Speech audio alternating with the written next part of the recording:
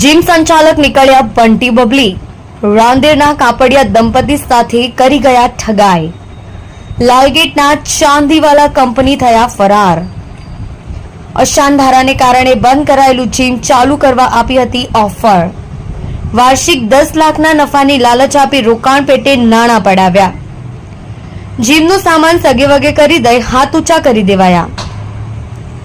જીમનો સામાન સગેવગે કરતો વિડીયો આવ્યો સામે। અડાજણ પાટિયા સ્થિત બ્લોસમ એવેન્યુ બેઝમેન્ટ 1 ખાતે છે જીમ। જીમ સંચાલક મુઝફ્ફર અલી મકસૂદ અલી ચાંદીવાલા સામે ફરિયાદ।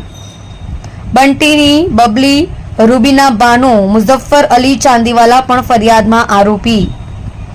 રૂપિયા 15 લાખની ઠગાઈ મામલે રાંદેર પોલીસમાં ફરિયાદ। તમે જોઈ રહ્યા છો સોમવાર ટાઈમ ન્યૂઝ। ઇરફાન મંસૂરી સાથે સુરત। જી તમારું નામ? મારું નામ નીલોફર મોહમ્મદ સુહેલ કાપડિયા છે।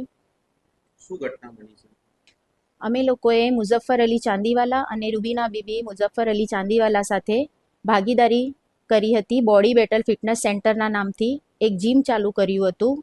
એના અંદર એ લોકોએ 6 મહિના થઈ ગયા આ ચાલુ થવાને। આજ સુધી અમને લોકોને કોઈ પણ જાતનો હિસાબ આપ્યો નથી અને અમારા સાથે છેતરપિંડી કરી છે।